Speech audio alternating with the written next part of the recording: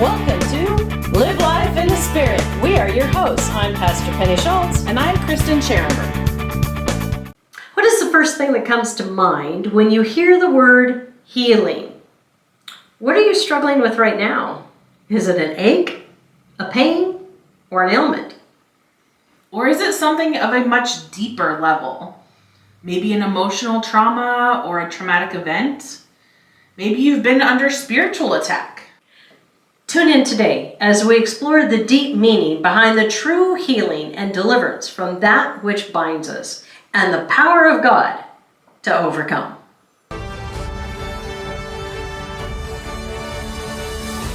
Join us as adventurers through God's Word, the Holy Lands, and beyond, exploring the fascinating and the weird, the difficult and the obscure. Come and see how the stories are woven together and how they still apply to our lives today. We promise to bring you joy, hope, inspiration, and intriguing out-of-the-box thinking, and ultimately salvation through Jesus Christ. Typically, when we think of healing, we think of the physical. But there's actually emotional healing, spiritual healing, relational healing, healing from addiction, from past trauma. You know, there are times when we think of that physical healing, because that's what usually affects us on the forefront of our brain. You know, you drop something, you stub your toe, you drop something, and you get a paper cut, ow, ow, ow, you know, Right. break a bone. But there are times when we have suffered physically from pain for a very long time, and we've gone to doctors, to physicians and specialists. And what's the worst thing you can be told? It's all in your head. No.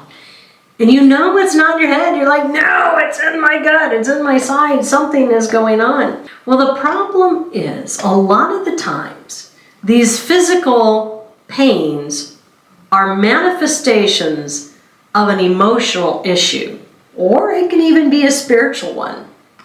So there's actual validity to exactly what you're feeling. The problem is, for a regular physician, They can't heal that. they can't find the root cause. Well, we decided that this has been kind of leading into a progression, which we talked about temptations and those things that tempt us and the addictions and everything. And then we went into trials. And those things that we have to go through are the things that we're still suffering from, traumatic events. Absolutely. And so it just seemed like the natural progression to go right into healing. And we had been kind of waiting to do this. This is our 20th episode. Which does not seem possible. It does not. I don't even know where the time has gone. I don't either. So we didn't jump in with this one right away. But healing has been a part of my life for probably almost 15 years now. And that was one of the gifts that God had given me, the gifts of the Spirit. Now, I have to admit, growing up, we didn't study this kind of stuff, really. I mean, I was fortunate. I mean, we really dug into the Bible, and I knew a lot of my Bible. We probably talked about it, but it just didn't stick. Mm-hmm. It wasn't something that I laid awake at night thinking about.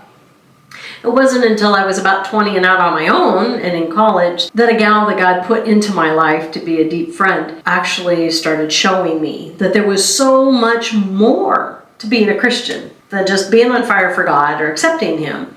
That there were actual gifts that He wanted to give in addition to just salvation, which is big enough. Oh, absolutely. But if you want to live a full Christian life, if you want to experience the power of God in and through the Holy Spirit, then it is waiting if you just ask. And that kind of started me on a road, but I got to admit, everything kind of opened up, and then God was like, nope, shut it up, instead of wait for it. That's my whole life. Wait for it, wait for it. Then when I was about 40, all of a sudden, it was, about 20 years later, boom. Okay, now. Mm-hmm.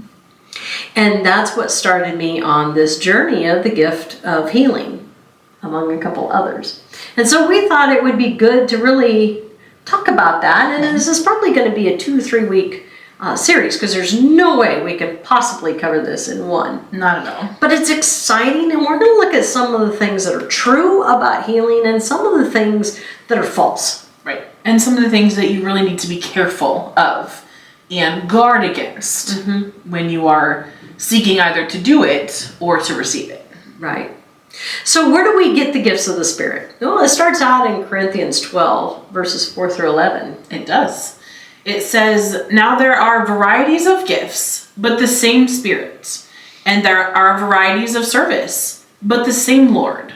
And there are varieties of activities, but it is the same God who empowers them all in everyone. To each is given the manifestation of the Spirit for the common good." For to one is given through the Spirit the utterance of wisdom, and to another the utterance of knowledge, according to the same Spirit. To another faith, by the same Spirit. To another gifts of healing, by the one Spirit. To another the gift of working miracles. To another prophecy. To another the ability to distinguish between spirits. To another various kinds of tongues, and to another the interpretation of tongues. All these are empowered by one and the same Spirit. Now all of these are empowered by one and the same Spirit, who apportions to each one individually as he wills. And who is the one willing it? The Spirit. God. God, that's right.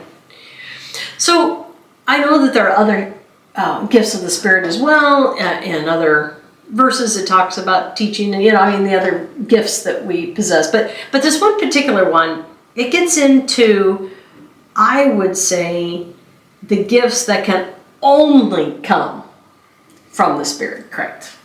So we're going to dive in here and we're going to dissect these different gifts first before we jump into the Specifically the gift of healing.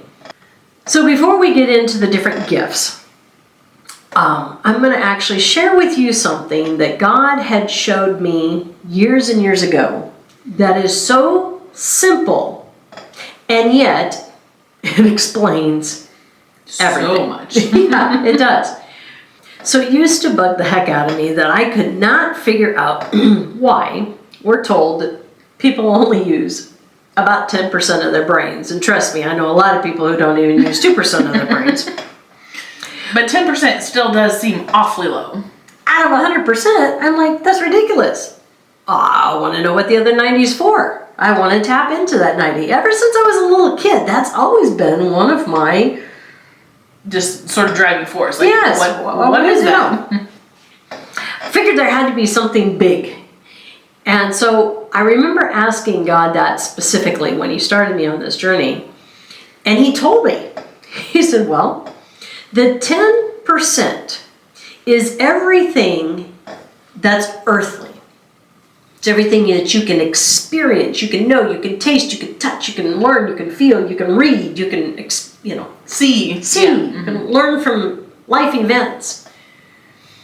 And the 90 is everything that comes only from him. It's the heavenly. So you have the 10 is the earthly and the 90 is the heavenly. It's the stuff that only can be revealed through the Spirit or through God. Those things that are not of this world. And then that made these gifts of the Spirit jump out. Just made so much more sense. So when you hear the gift of wisdom, you think of who? Solomon. King Solomon, and he was given a gift by God to ask for anything that he wanted. And instead of riches and instead of fame and money, he had all that anyway, and wealth. He asked for Wisdom. Wisdom. He didn't ask for knowledge, he asked for wisdom. And that wisdom was nothing that he obtained from himself. It was a download from God. Right, it was a download from the cloud. So the gift of wisdom, when one gets that, it's the stuff that can only come from God. Now you're going to notice that some of these are going to be hand in hand.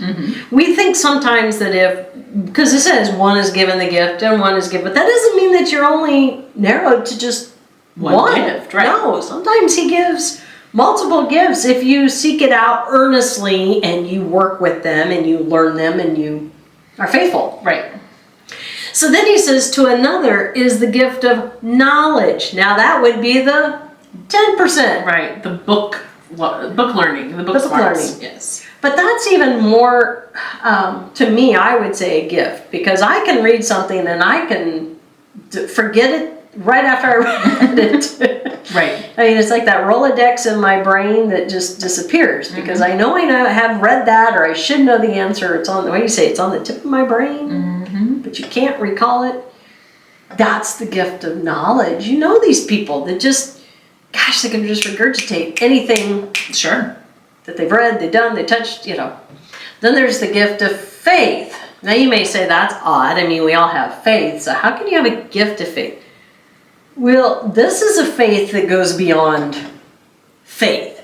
This is a faith that goes beyond a mustard seed, which even a mustard seed's pretty small. I think you almost have to have the gift to have just that much faith. Right. This would be the faith of Abraham to put aside everything that he knew.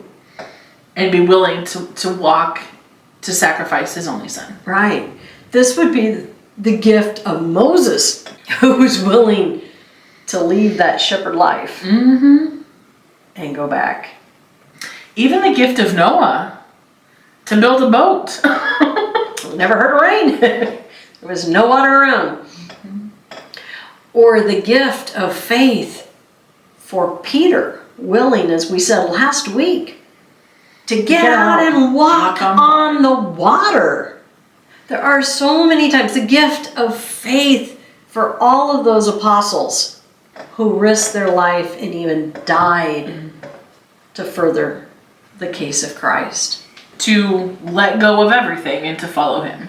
That is a faith that is so much deeper than just the I believe in God. It's putting it into action in a significantly huge way. Yeah. Big time. Then we have the gift of healing. Okay, so what does that look like? and I would say sometimes when we see that, we think many of the scripture verses pop up in our head right away. And it's typically physical healing, always, not always. Right. But that's the one we're going to start looking at this week. And I will argue that gift of healing is so broad and so wide. The expanse is 100%. Yeah, 100%. So we'll come back to that one. Then there's the gift of working of miracles. Now you may say, wait a minute, healing miracles isn't the same thing, but it's not. No, certainly healing can create miracles for sure. But miracles can happen in ways that are completely different, like feeding 5,000 people with 2 fish and 5 loaves, for instance. Walking on water. Good examples. Yeah. Or unbelievable amount of strength that's needed for something, or raising something from the dead. And it wasn't just Christ who did that. We know that Elijah did it a long time ago, and Elisha back in the Old Testament, and then you have Paul who did that. Which, I'm sorry, I gotta say though, this is actually kind of funny with Paul. Most people don't know that story. As a pastor, I hold this one near and dear. So Paul's up preaching, and he's up in the house, and it must be a 3-story house, because it's kind of high. And he's been, basically the scriptures even say he was kind of droning on and on and on all night long talking. And one of the young men was sitting in the window, on the sill, and he's listening, and he fell asleep. And he fell backwards, and he lands on the ground, and he dies. And Paul scurries down as fast as he can, and he lays on him, and he brings him back to life, and he's like, nothing to see here, nothing to see here. And what does he do? He goes right back up to preaching. Not to be dissuaded, not to be discouraged or dissuaded. He was continuing on. I know. I love that one. As any pastor, I think you gotta chuckle a little bit at that. I killed him with my preaching, but I brought him back. So carry on, wayward son. Okay. Then there's the gift of prophecy.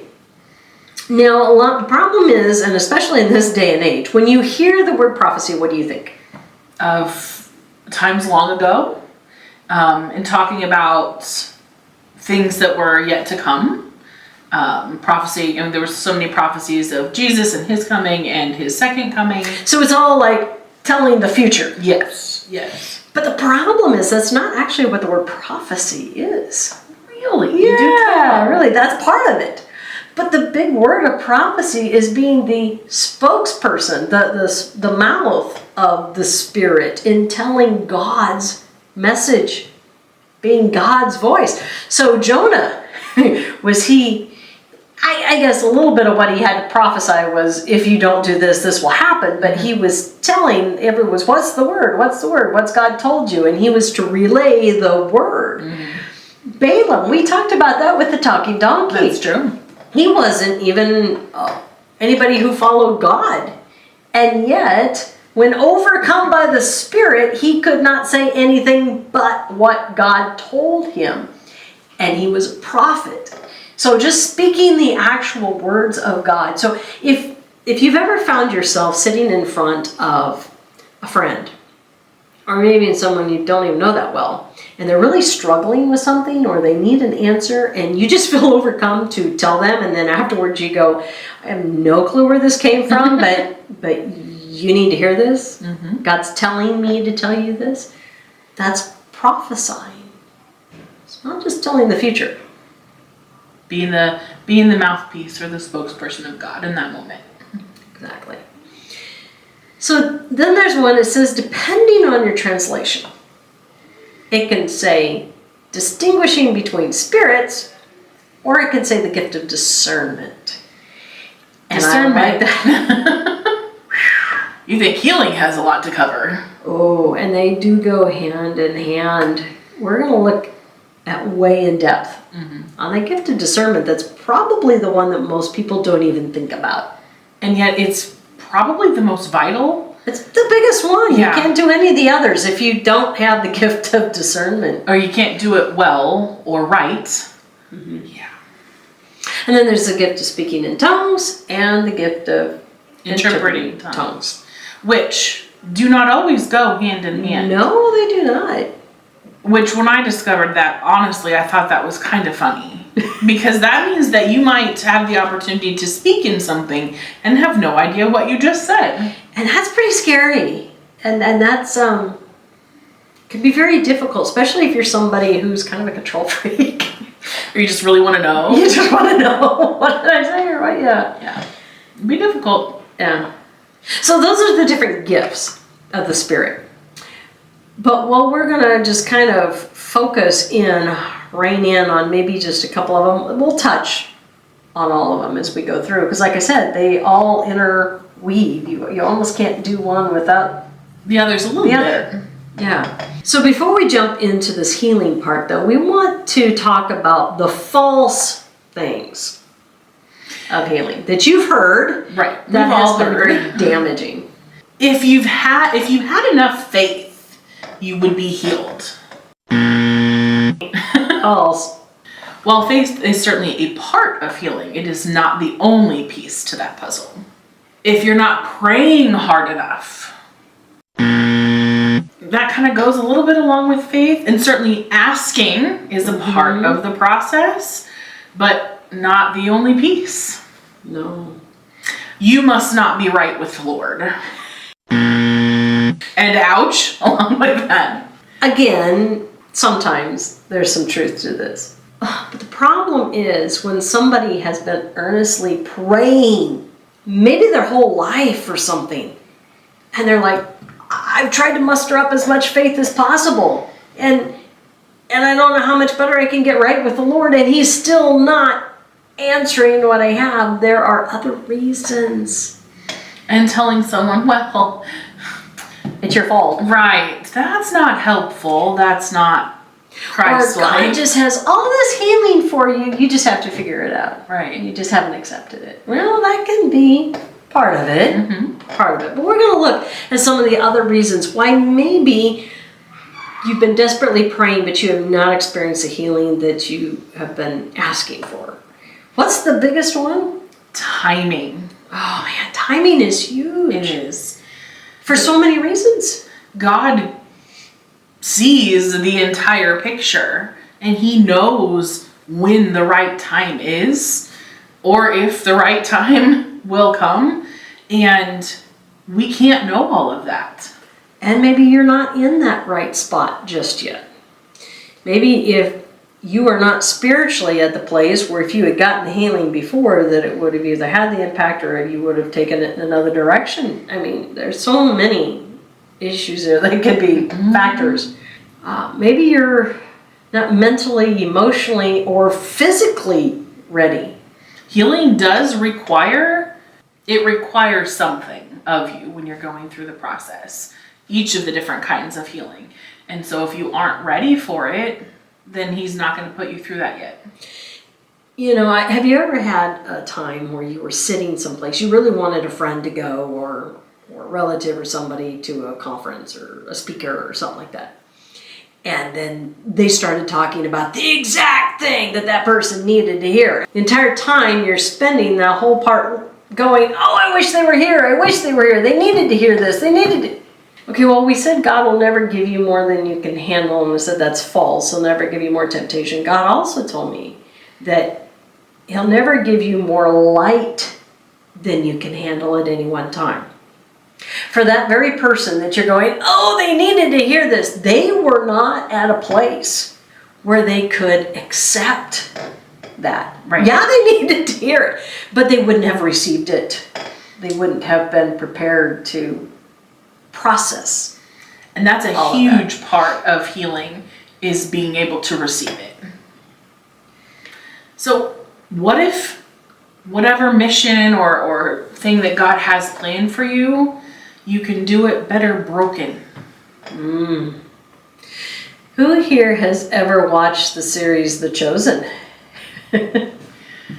One of the most beautiful moments in that show is little James, a bum leg. And he walks with a limp, and it has a walking stick that he has to use, and feels like he can't do as much or contribute as much physically because he's not as capable. And it comes up in conversation with Jesus at one point in time. God's calling him to go out and heal. He has to. He's going to be given the gift of healing. So basically he comes to Jesus and he just, he's looking at him. He still did not ask. He still was apprehensive and did not ask about being healed. But Jesus says, think of the example that you're setting, the impact that seeing you who haven't been healed, offering healing to others. What a testament of faith that James is able to offer to others. And he talks about the fact that he's able to offer so much more than some of the other disciples at that moment, because physically they've never had to experience anything like that. And he also tells him, he says, he doesn't give him the time frame. He doesn't say if he will be healed in this life or in the next. But he says there will be healing. I think of the people, and there are those who just miraculously, and this is where I would say the miracle, they possess the gift of healing and they will be an invalid. They cannot move. I know of a little girl who has been bedridden her whole life. She's very young. And if people come and literally just touch her, they're healed. There's no explanation for that whatsoever. To me, that's different than what we do. But I mean, it is definitely a gift of healing, but I would say a gift of miracles as well. Maybe the next biggest reason why you have not been healed is, quite frankly, you just haven't asked. Or maybe you haven't felt worthy. And that's a big one for a lot of people. But the beautiful part of it is that none of us are worthy of it. But that's not one of the requirements. No. God's too busy working on everybody else. There's so many other people that are in worse shape than I am, and really you think God only has just so much amount of energy, power, healing power that he can only dole out so much a day, and well, there's other people worse. No, it's infinite. It is. And it's just, we were told by Jesus, you do not have because you have not asked. Ask and you will receive. And then we're going to look at some scriptures that have to do with this last one. That's a big one. Do you want to be healed or changed? Sometimes we don't feel like we deserve it. where it's a punishment. It's an eternal punishment. I have this problem, I have this pain, and I'm going to continue to live with it because as long as I have this pain, then I'm punishing myself for something that happened. And it does not need to be that way. No, it does not. In John 5:6, Jesus says when he comes to the man who's laying at the pool of Bethesda, he looks at him and he saw him lying there, and he learned that he had been in this condition for a very long time. But what is the first words that Jesus says to this man? Do you want to get well? That's powerful, because it wasn't just, Jesus could have just touched him and he'd been well. But he doesn't. He asked him the question, do you even want to be well? Or are you so satisfied? Are you so comfortable with the condition that you are in right now that you want to just flat out stay there? That one we're going to dive into a lot more in the what do you do with that. Absolutely. So in Acts, one day Peter and John are going up to the temple at the time of prayer. It's 3 p.m. Now a man who was lame from birth was being carried to the temple gate called Beautiful, where he was put every day to beg from those going into the temple courts. When he saw Peter and John about to enter, he asked them for money. Now Peter looked straight at him, as did John, and Peter said, "Look at us." So the man gave them his attention, expecting to get something in return. Then Peter said, "Silver or gold I do not have, but what I do have I give you. In the name of Jesus Christ of Nazareth, walk." Taking him by the right hand, he helped him up, and instantly the man's feet and ankles became strong. He jumped to his feet and began to walk. Then he went with them into the temple courts, walking and jumping and praising God. When all the people saw him walking and praising God, they recognized him as the same man who used to sit begging at the temple gate called Beautiful, and they were filled with wonder and amazement at what had happened to him. I love that story because this is after Christ's ascension. Mm-hmm. So he's already died, he's resurrected, he's ascended, and now the disciples are going out on their own. This is an Acts. And they've been given the power and the gift to heal in Jesus' name of Nazareth. Right. What does this guy say? He's looking for something, but he's looking for alms. Mm-hmm. That's what he really is. Yep. And what does Peter say?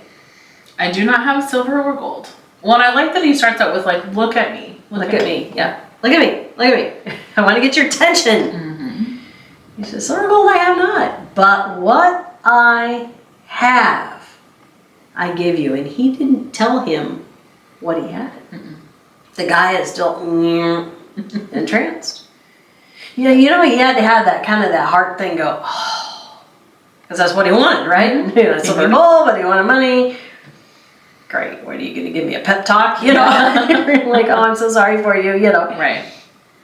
But and then it doesn't say that the man slowly got up and his feet started to move. It said no, they just became strong, and immediately he started jumping and shouting for joy.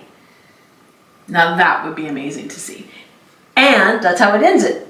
It says everyone else around was looking in amazement, going, "Hey, isn't that the guy that?" What? Something amazing just happened. Yeah. Others noticed. They took notice, even though maybe they hadn't noticed that man enough to do much. Too much about it. But they now noticed. they're paying attention. Yes. So I guess what we want to leave you on this meat and the potato portion is, have you ever thought about the spiritual gifts? Have you ever wanted the results from those spiritual gifts? Have you wanted healing?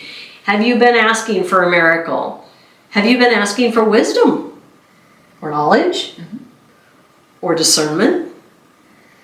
Or have you not really thought about it? I can say for my portion, as far as you talked a little bit about your journey with healing, I hadn't thought about it a whole heck of a lot until I learned about someone who could offer that gift of healing. And I knew that I needed that. I had struggled with some things for a really long time that nobody could help. It was like I could get 70% better, but that last little bit, nothing ever helped. And I now know why. But through the gift of healing, I was healed in a lot of ways that I just never thought possible. And I was like, I want to be able to offer that to other people. The gift of peace and being unbound and being free was something that I was like, God, you gotta let me help other people be able to do that. And so I was thrilled to be able to ask and seek and knock, and that gift was also given to me. And so I haven't been doing it nearly as long, but over the course of the last year now, that's been a journey that I've gotten to be a part of, and it's incredible, and certainly worth the ask. Well, and we wanted to talk just a little different. You may have heard this has kind of been a thing out there, the word. You know, you have the buzzwords. Mm-hmm. And if you've heard the word deliverance. Yes. Deliverance ministry. Upon doing a lot of studying and digging into it, because that word is broad. Mm-hmm. When you are, it's the umbrella word. So from anything that you are brought out of the pits of, you know, even if it's addiction or something, you've been delivered from it. I think sometimes we tag that to mean a specific thing, and it's just kind of the umbrella term. Right. Now, since that is kind of the buzzword right now, it's kind of become the thing to jump on board with. Right. It's become the new fad, I would hate to say, kind of like the prosperity teaching. A lot of people are jumping on board. Oh, I want to be a deliverance minister. I want to be a deliverance minister. If you click on about anything on YouTube for deliverance ministry, you'll say, you too can be a deliverance minister. Well, that is true. If you are already one in Christ, you can ask for these spirits. Now, does that mean that He's going to give you that gift? I don't know. Depends on where your heart's at and what He has planned for your life. And what does that deliverance ministry look like again? There are, and the discernment gift. Yes. Is how to know when you have someone who claims to be a deliverance minister, if they really are working for God and doing the right things for the right reason, or if it is not right of God. And why do you want these gifts? You know, I always start with that when I teach any of this, because of these different gifts, and they are so powerful. There's a reason why somebody wants one of those gifts. And I will say, what is the reason why you want that specific gift? Mm-hmm. You know, because usually we have an ulterior motive. Mm-hmm. And we have to be careful. So let's say you wanted the gift of healing because you had a family member that you so desperately wanted to heal. But what if God said, hands off on them. I'll let you heal these other people, but you can't touch them. Would you want the gift then? Right. Is that still something you're willing to do? Or the gift of miracles. If the one thing that you wanted to do, God says, no, I don't want you doing that. Where's your heart in this? Are you willing to be obedient and use that gift that He gives you for whatever the task is that He has in mind for you, right, even if it doesn't line up with why you originally wanted the gift in the first place? What if He puts on your heart to heal someone that you don't think should be healed? Or you don't like? Right. Understanding and recognizing that a huge part of the gift is obedience. What if you wanted the gift of prophecy, but it has nothing to do with telling the future, but He wants you to go and tell something that you don't want to say, like Jonah? Do you still want the gift? Right. Are you going to get swallowed by a whale? What about the gift of faith? What if He's asking you to go somewhere or do something that you do not want to do? Would Abraham had wanted that faith if he had known ahead of time that God would require him in an act of obedience to be willing to sacrifice his son? Also, with these gifts, it's not just that'd be such a cool gift to have. It is work. It is. And there is a cost. There's a sacrifice to it, for sure. There's a sacrifice, and sometimes monetarily, depending on the stuff that needs to go with it. But the cost is a physical cost, mental cost, emotional cost, spiritual cost. So when we talked about what if it's somebody that you don't like that comes to you and asks for healing, genuine healing, or God says you need to go heal, are you willing to put up the cost and to put in the work? And one of the other, I think, biggest misconceptions is because people don't know what we do. No. And so they think it's just prayer. You know, they don't know what we do, but they know our prayer is a little different than other people's prayers. And so that's what they say. Well, would you pray? Well, it is prayer on one level. Right. We are certainly in communion with the Holy Spirit during that time. But it is totally different. It's totally different. It requires action and on our part and focus and concentration and a whole host of other things. Yeah. So anyway, that's kind of a little bit about what this is going to be about. Yes. And we're going to look at this a little more in the next couple probably to follow, because there are so many aspects of healing. As we said, it's not just the physical. That is a big part of it. Sure.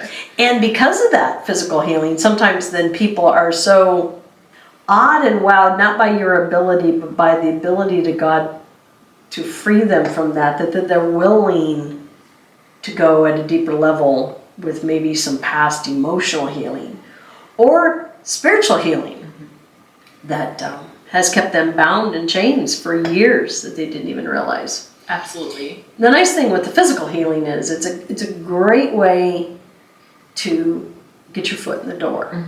To start. Well, that's kind of what happened with you. It is. Yeah, God was at work. God was at work. God was at work.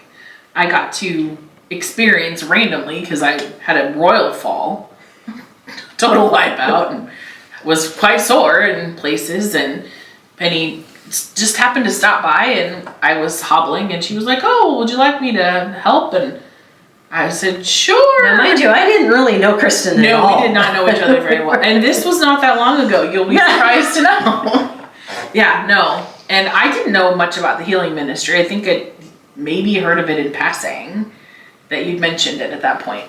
I don't know. Maybe that was the I don't first think I had. time. That was the first time. Yeah. Because I'm like, well, okay, we'll just lay this out here. So here's the thing. And I remember going, sure.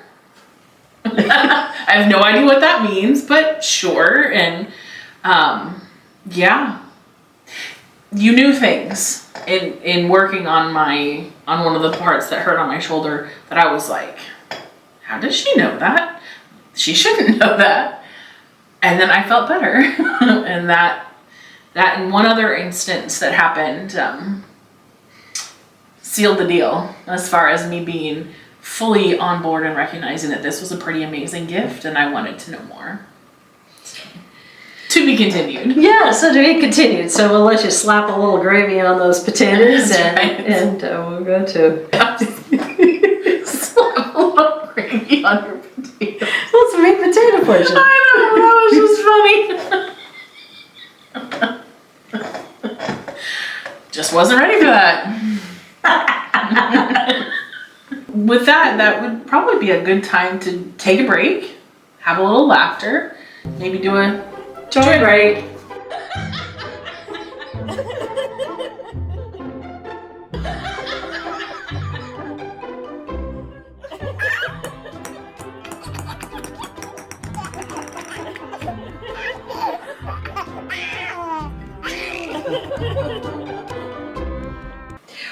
Well, we thought that laughter heals the soul. It does. And so, what better than some corny jokes to make you chuckle? Okay, so a teacher was giving a lesson on the Old Testament and asked one of her students, "Tommy, who knocked down the walls of Jericho?" Tommy answered, "Well, it wasn't me." Worried about this lack of Bible knowledge, the teacher called Tommy's mother. His mother said, "Look, my son's a good kid. If he says he didn't knock the wall down, he didn't knock the wall down." Even more concerned, the teacher called Tommy's father. He listened to her story and said, well, look, I don't want any trouble. Just tell me how much the wall costs and I'll take care of it. So sad, but funny, but true. Yeah, there we go.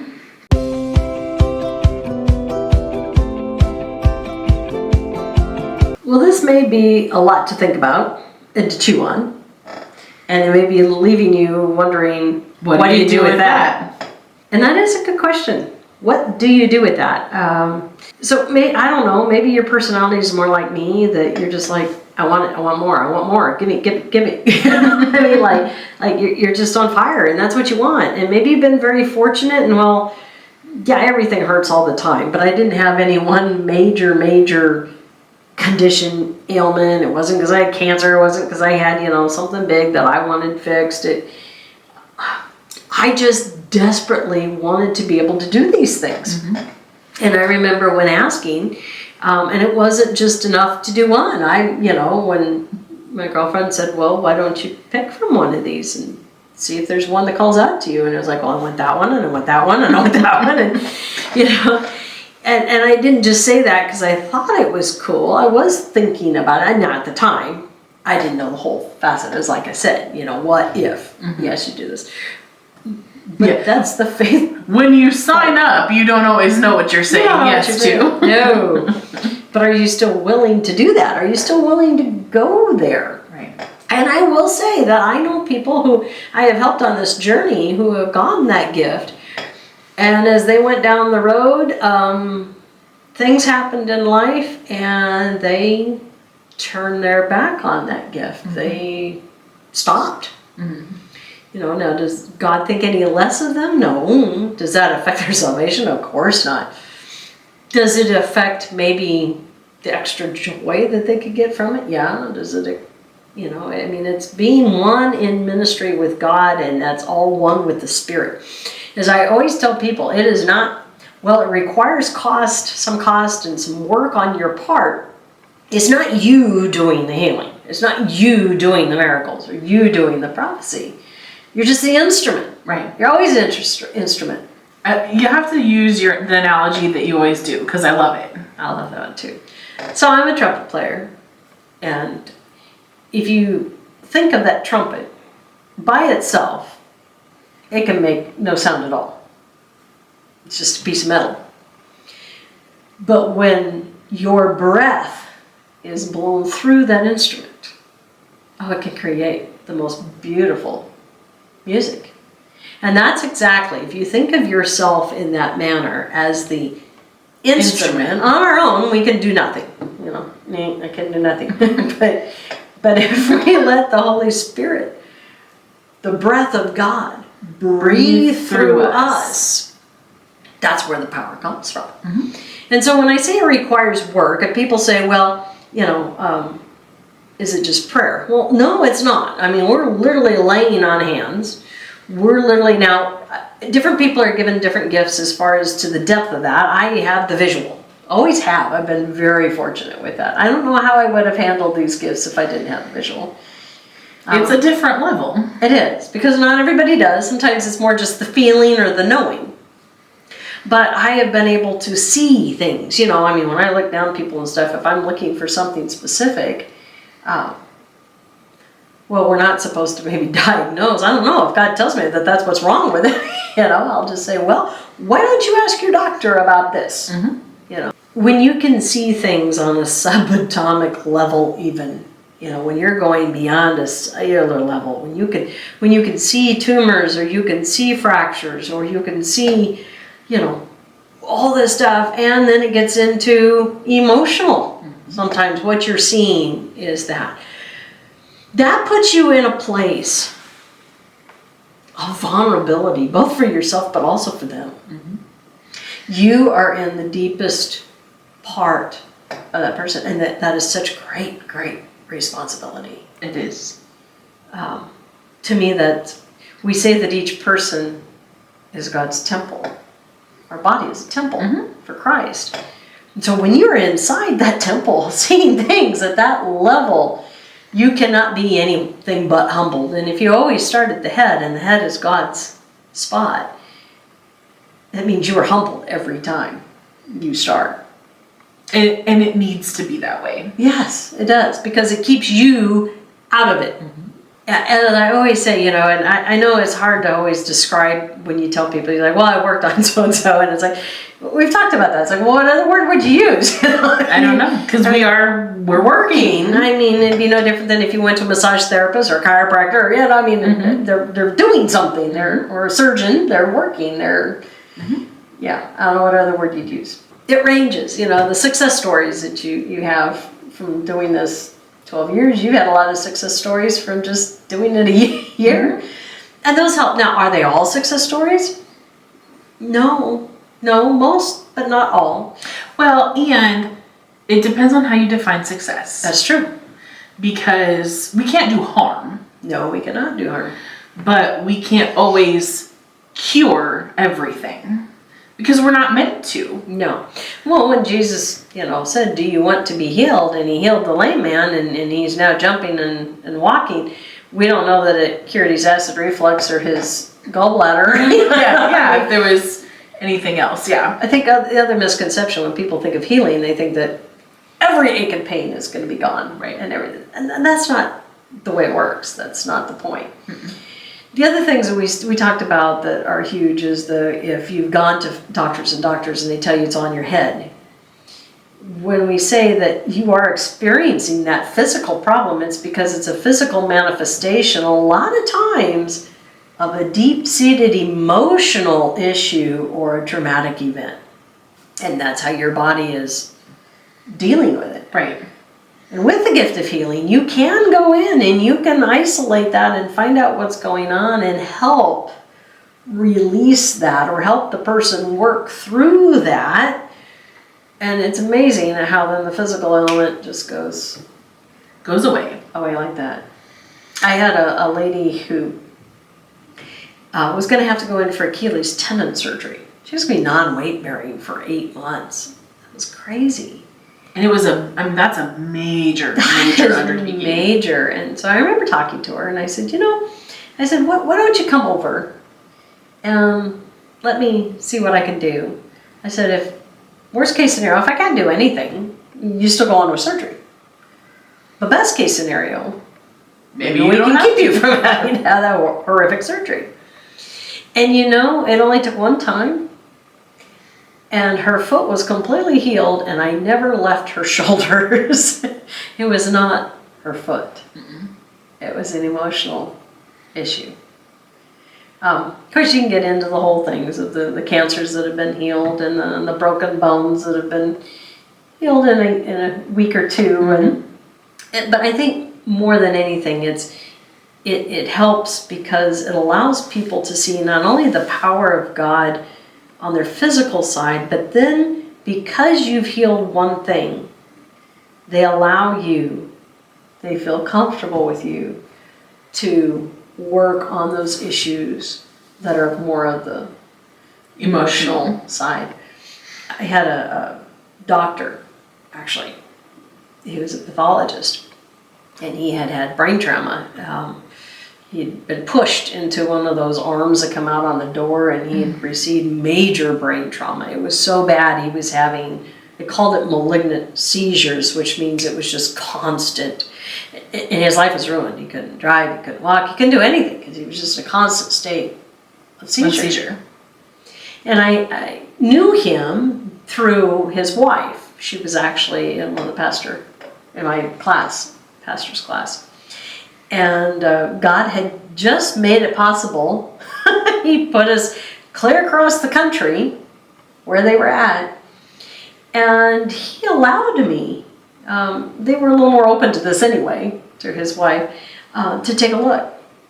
And that was a cool thing because as I was looking into his brain, I saw a spot in the middle of his brain, about the ethmoid sinus area, about the size of a really big bean, And I said, I am picking up both physical and emotional trauma. This was a great big African-American guy, and he turned about as white as our shirts. And he said he'd never told anyone this, but when he was 8 years old, he had a teacher who accused him of cheating. And she shook him so hard that he bled from his ears. didn't know any of that stuff. No, how you could can't you? make this stuff up. We say that a lot. But just by going in and removing that emotional and physical trauma and working on that, working on the electrical grid of his brain, basically, that man never had another seizure. And he ended up going off and he went into seminary and became a pastor. And it's with great sadness that I say he is now passed from other reasons. But what lives joy. were touched. Yeah. Yes, the lives were touched. And what he got to do then afterwards, he got to have a life after that. And it was amazing. Absolutely amazing. And that's just one of the millions of stories. And I think the emotional side of things is something that we don't give enough credit to, the extent that can have on limiting what we can do in life, and how incredibly freeing it can be to have that done. Now, it's not to say that after that happened, he had no memory. It's like that never happened. What I would describe it as someone who's been on the receiving end of emotional healing, it's kind of like taking the sting out of it. People say it's like almost like looking at a film. When you go back to that memory, it's like it was happening to someone else. You still see it, but you're not present and feeling all of that emotional pain and stuff from it. So then I was able. There were still things because that's after that initial physical healing. For me, that's what I needed was emotional healing, and it did come with a little bit of time and building up trust, because that was scary. But it got to the point where God just said, maybe she can help. And I still remember where I was the day I pulled over and I sent her a message and I said, do you think you might be able to help me with this? And she was like, yes, I do. But it allowed me to kind of process and release. It's not that I hadn't processed through any of that. I've been in therapy for years. You talk about it and you go through I went through multiple different modalities with therapy, just trying to do different things. But I was stuck. And I could not move forward. And having you be able to release that it allowed me to move forward in ways that I couldn't have on my own. Well, and I think that's why we pick these shirts. Yes. God is still writing your story. So stop trying to steal the pen. But if we get stuck in these areas, we're done writing our story, but God's not. Right. And he can't take you into those next unbelievable chapters if you're willing to be stuck. There was a wife who had lost her husband, and he had done everything. For 3 years, she had not changed the oil in her car, because that's something he always did. And she was stuck. Physically she continued to move on, but emotionally she was still stuck at that point of trauma, that point of grief. And it just finally took somebody going over and taking her by the hand and going and getting the car, getting the oil changed and doing stuff like that, that we need to do this to help heal her and get her unstuck. I've always said you can tell when you look at a person how they act when they're upset or scared is when they had something where they stopped emotionally. You know this. You've seen people that they'll throw a tantrum, act like a 2 or 5-year-old or whatever, and you can go back and you can find out exactly that something happened to them at that point. Or they can act like an 8-year-old or an unruly teenager. So then you go back and go, well, okay, the parents got divorced, or dad left, or mom left, or something traumatic happened when they were at that age. And in the mental health field, we talk about all the time where someone gets stuck emotionally, like their emotional development stops at that point.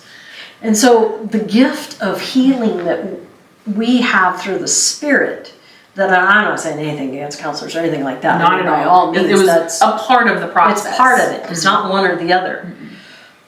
But God allows us to come in and help unstick people from that spot. Absolutely. Find what that trauma is and remove it, or again, just remove them out of that situation.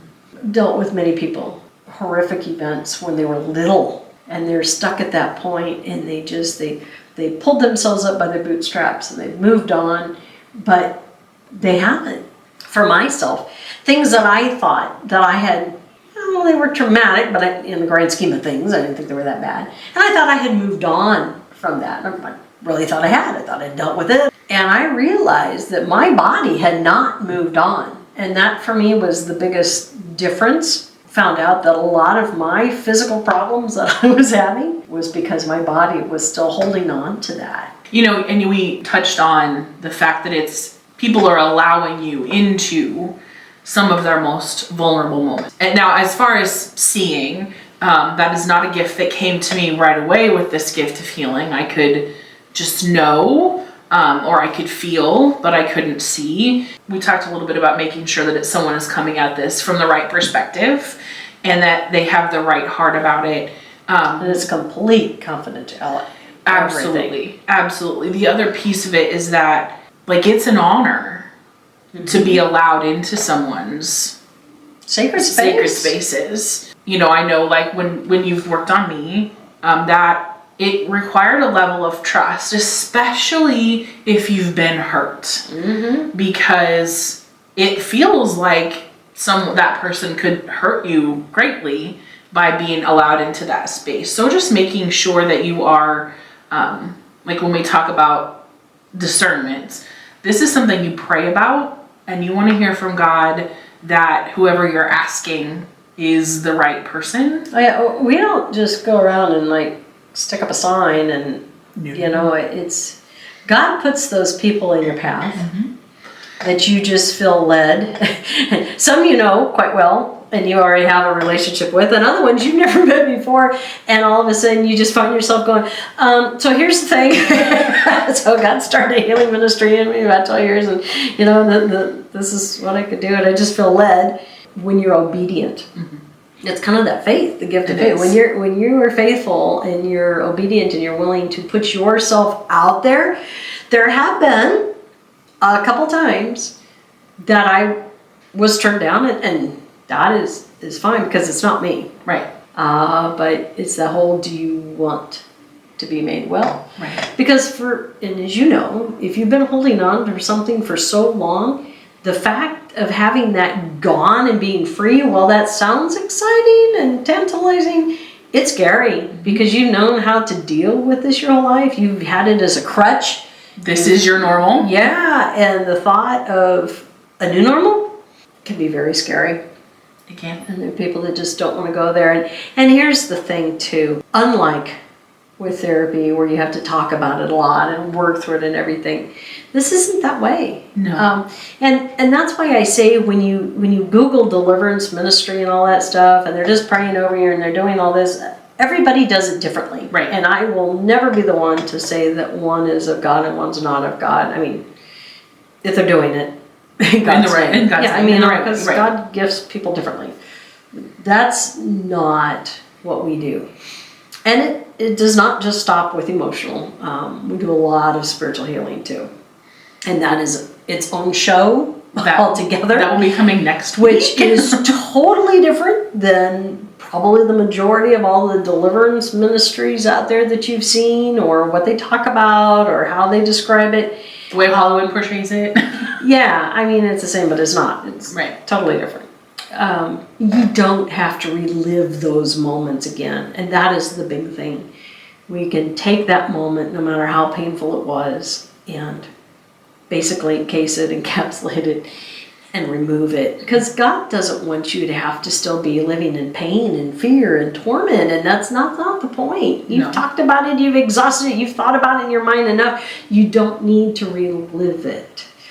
Sometimes I'll just see something that I will bring up because maybe you forgot about it, or you thought you were past that, or you dealt with that, and oh, surprise, your body hadn't. But then we can just remove it. Well, that's the way it was with us. You said that you were picking up something from when I was in high school, and I was like, really? I don't think I went through anything in high school. And you said, well, yeah, something maybe medical. And I went, I did go through something really difficult medically in high school. I completely forgot about that. Yeah, that was difficult time. I mean, for my family even, you know.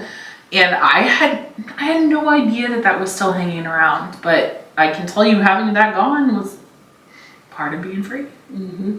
You know, and I know for me, what had kind of grown as a tree trunk in me, as we talked, we'd struggled with infertility. And well, I have 3 kids, and I thought I was past all that, but I didn't realize the resentment that I was still holding on to with some of the instances and things, even towards my husband, that and it had grown into a really gnarly oak tree with a knot on it, and it was not pretty. And it was amazing the physical problems that I was having with everything, with my pelvis and my back and SI joint. And boy, once I got rid of that, it was amazing how that all went away. Yeah. And I had suffered with that for 20 some years and didn't even know that was the reason. There just are so many examples of how things that we don't know we're still carrying can be impacting our day-to-day. And even if you're someone who's pulled yourself up by your bootstraps, so to speak, you might not be living fully the way you could or the way God would have been intended you.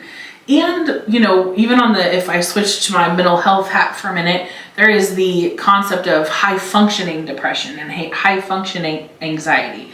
And that's what that often looks like. Maybe to the outside world, you look like you've got it all together, but you go home and you cry yourself to sleep every night, or you do everything you can to keep it together at work, and then that's literally all you have. And so you haven't cleaned your house or had people over or gone grocery shopping. I mean, just all these different things. So it doesn't have to look like that.